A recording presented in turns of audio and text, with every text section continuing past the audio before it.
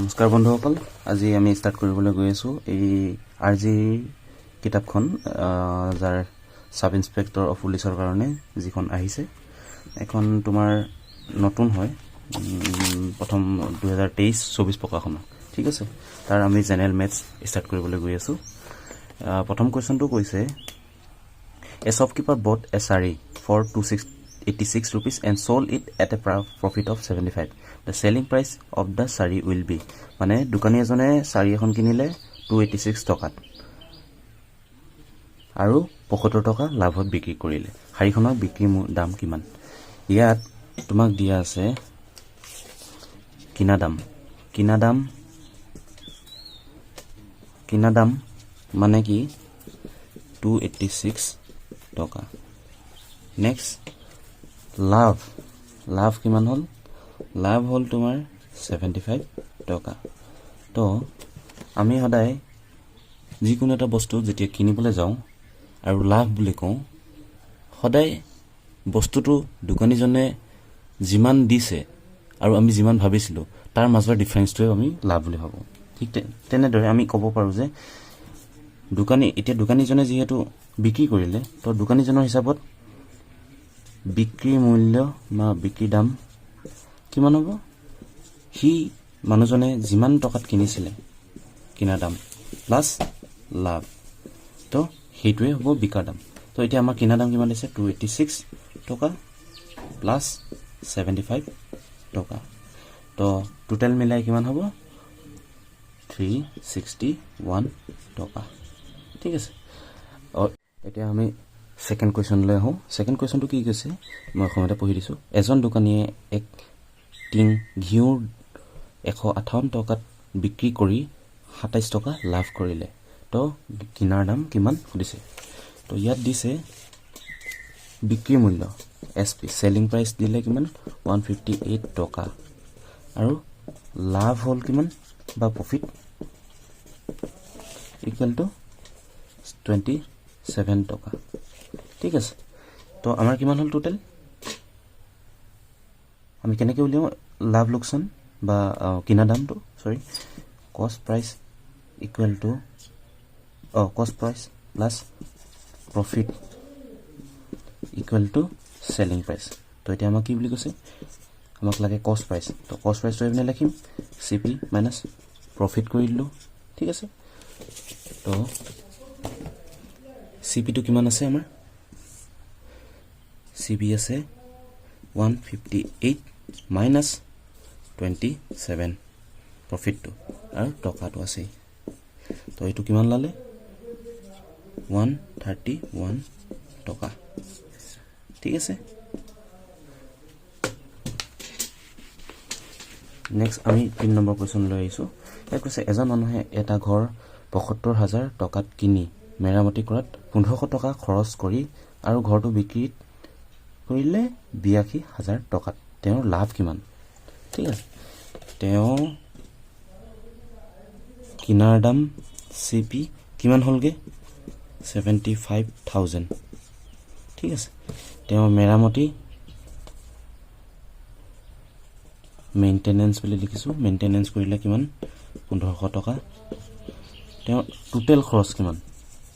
ইয়াত আমি বিক্ৰী মূল্যত আমি টোটেল খৰচটো হিচাপত টোটেল প্ৰাইচ। ঠিক আছে, টোটেল প্ৰাইচটো কিমান হ'ল?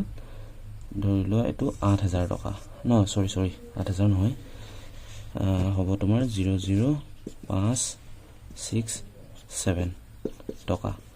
তো এইটো হ'ল তেওঁৰ কিনাৰ দাম হিচাপত আমি কেলকুলেট কৰিম। ঠিক আছে, কিনা দামবোৰ এইটো যদি ধৰি লওঁ তেতিয়া আমাৰ কি হ'ব? লাভ লোকচানটো উলিয়াব পৰা যাব। তো তেওঁ এইটো যদি আমি ধৰি লৈছোঁ কিনাৰ দামৰ ক্ষেত্ৰত এইটো plus profit equal to selling price. ঠিক আছে, তো এইটো জেগাত আমি এই বস্তুটো লিখিম। তো এইটো কিমান হয়? 76,500 প্লাছ প্ৰফিট, আমাক উলিয়াব লাগে প্ৰফিটটো। ঠিক আছে, তো চেলিং প্ৰাইচ কিমান কৈছিলে আমাক? চেলিং প্ৰাইচ লিখা আছিলে যে SP ইকুৱেল টু 82,000 টকা। ঠিক আছে, তো 82,000 আমি ইয়াত লিখি দিলোঁ। তো আমাৰ প্ৰফিটটো উলিয়াব লাগে প্ৰফিটটো উলিয়াবলৈ কি কৰিব লাগিব প্ৰফিট ইকুৱেল টু এই বস্তুটো এফালে নিব লাগিব -76,500 ঠিক আছে তো এতিয়া কিমান হ'ব আমাৰ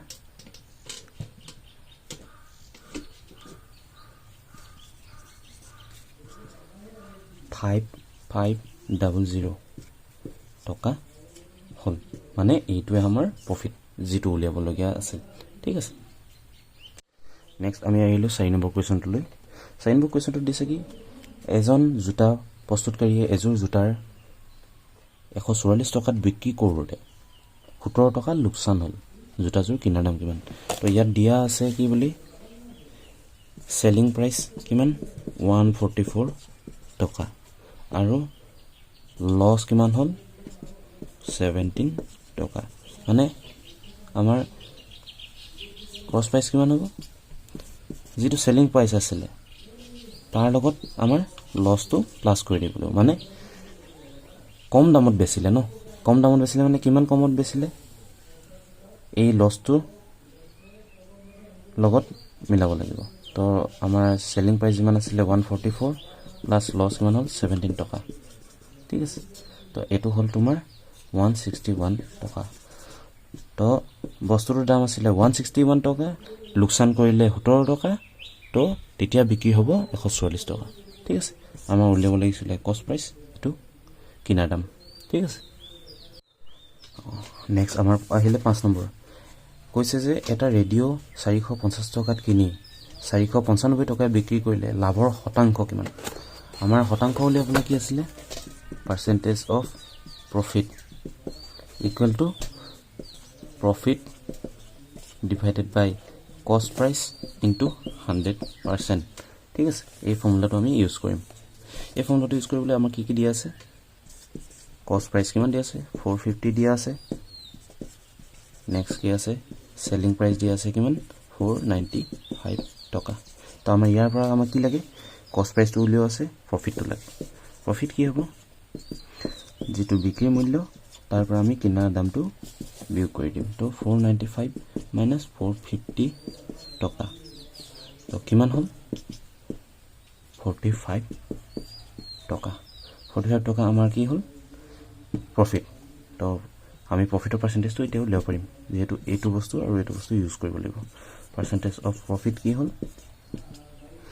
45 divided by 450 into 100% ঠিক আছে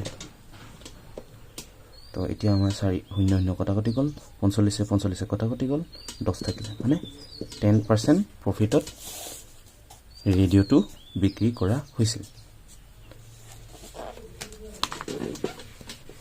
নেক্সট কোৱেশ্চন আহিছে এখন স্কুটাৰ 3800 টকাত কিনি 3420 টকাত বিক্ৰী কৰিলে লোকসানৰ হাৰ কিমান তো এবাৰ আমাৰ আহিলে কি বুলি লোকসানৰ হাৰ percentage of loss equal to loss divided by cost price into 100% এই ফৰ্মুলাটো ইউজ কৰিম এই ফৰ্মুলাটো ইউজ কৰিবলৈ আমাক কি দিয়া আছে কস্ট প্ৰাইস দিয়া আছে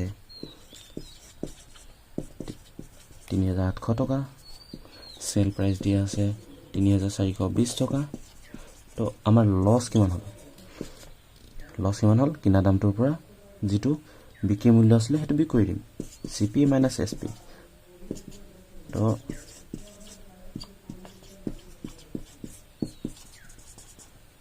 এটো হল ইয়াৰ পৰা আমি কিমান লব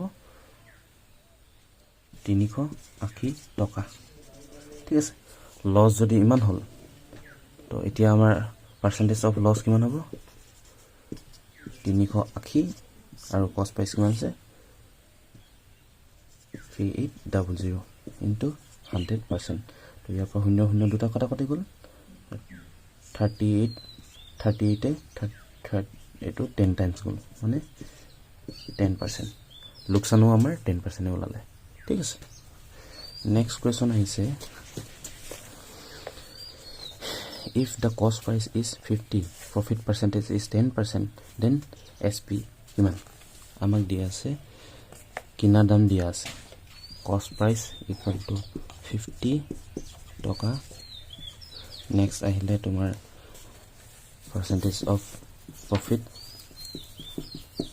10% উলিয়াব লাগে আমাক SP কিমান তো প্ৰফিট পাৰ্চেণ্টেজটো কি আছে ফৰ্মুলা আমি প্ৰফিট পাৰ্চেণ্টেজৰ ফৰ্মুলাটো আমি জানো যে প্ৰফিট ডিভাইডেড বাই কষ্ট প্ৰাইচ ইকুৱেল টু 10% আৰু ইয়াৰ লগত 100 এটা লাগিব ঠিক আছে তো প্ৰফিটটো আছে পাৰ্চেণ্টেজটো দুইটা পিনে আঁতৰাই দিম আৰু কষ্ট প্ৰাইচ কিমান হ'ল 50 লগত 100 আৰু এপিনে 10 তো এতিয়া আমি কি কৰিম শূন্য কটাকটি গ'ল আৰু এই শূন্যটো এইপিনে কটাকটি গ'ল তো থাকিলে কিমান প্ৰফিট ইকুৱেল টু 5 টকা ঠিক আছে প্ৰফিট যদি 5 টকা লালে আমি সেলিং প্ৰাইচটো কেনেকৈ উলিয়াম কষ্ট প্ৰাইচ প্লাছ প্ৰফিট তো কষ্ট প্ৰাইচটো কিমান দি আছিলে 50 টকা লগত প্ৰফিট কিমান 5 টকা তো দুইটা মিলি হ'ল 55 টকা ঠিক আছে তাৰপিছত আমাৰ নেক্সট কুৱেশ্যন আছে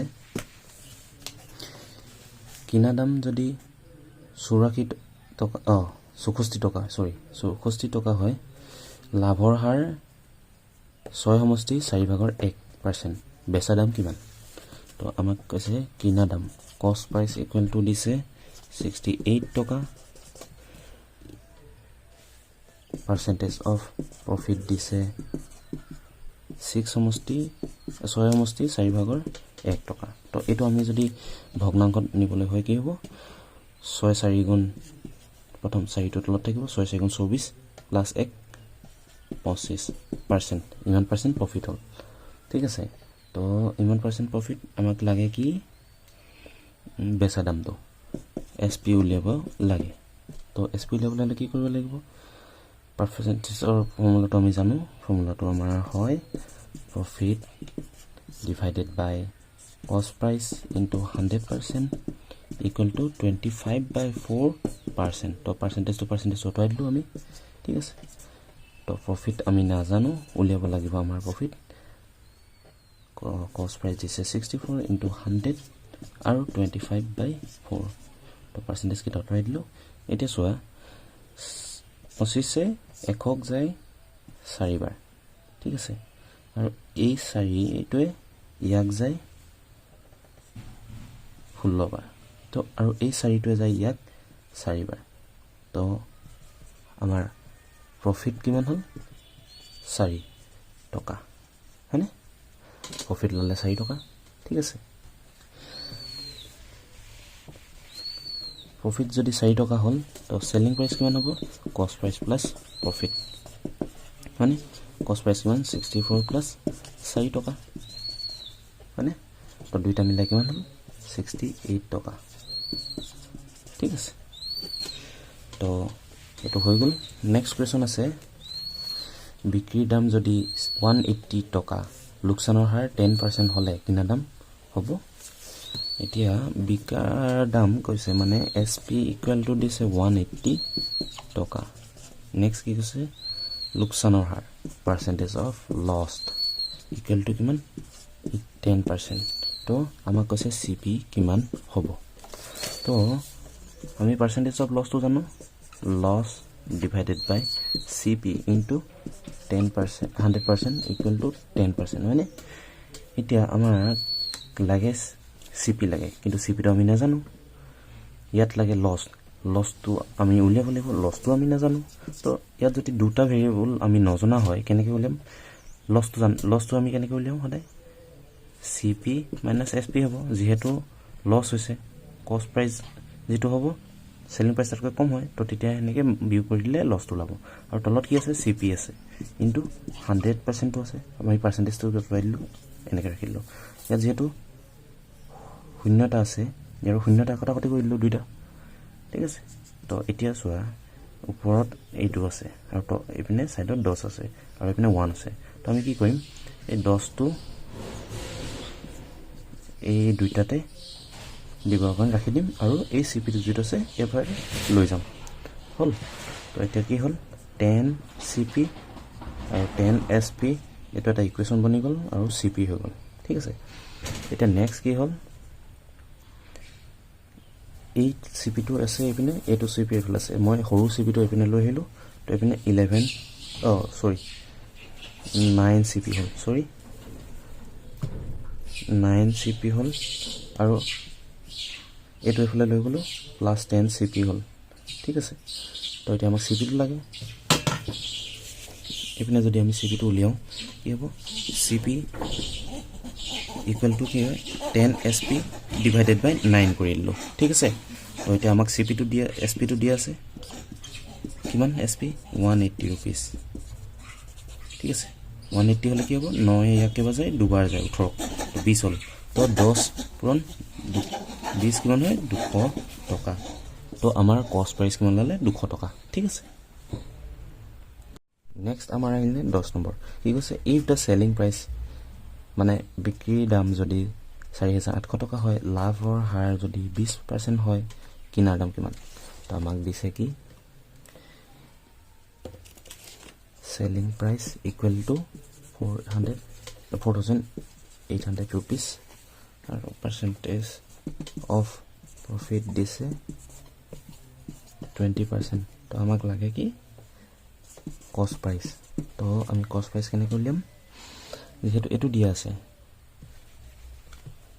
চিপি কিমান উলিয়াব লাগে, এইটো দিয়া থাকিলে আমি প্ৰশ্নত ফৰ্মুলাটো আমি ইউজ কৰিব পাৰিম, চিপি ইকুৱেল টু 100% ইকুৱেল টু 20%, ঠিক আছে।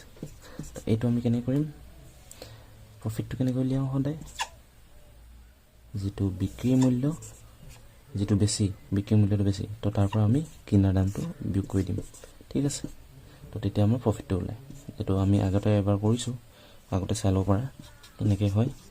তো এইটো আমি পাৰ্চেণ্টেজ আঁতৰাই দিলোঁ, ঠিক আছে।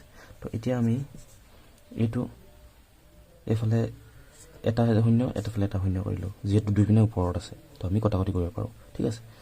তো এইপিনে 2য়ে 10ক 5 বাৰ গ'ল, ঠিক আছে। তো এতিয়া আমাৰ কি হ'ল, ওপৰত কি থাকিলে, 5 থাকিলে, আৰু এইটো থাকিলে, এইটো 5 ইনটু SP মাইনাছ CP, আৰু এইপিনে তলত CP আছিলে, আমি এইফালে লৈ আহিলোঁ, আৰু যিহেতু এইপিনে 1 আছে, তো এইপিনে CP হৈ থাকিলে, তো ঠিক আছে। নেক্সট আহিলে 5 SP 5 CP equal to CP, ঠিক আছে। এতিয়া আমি কি কৰিম, এই 5 CPটো সোঁফালে লৈ আহিলোঁ, সোঁফালে লৈ আহিলে কি হ'ব, এইফালে থাকিলে 5 SP, আৰু এইপিনে 6 CP, ঠিক আছে।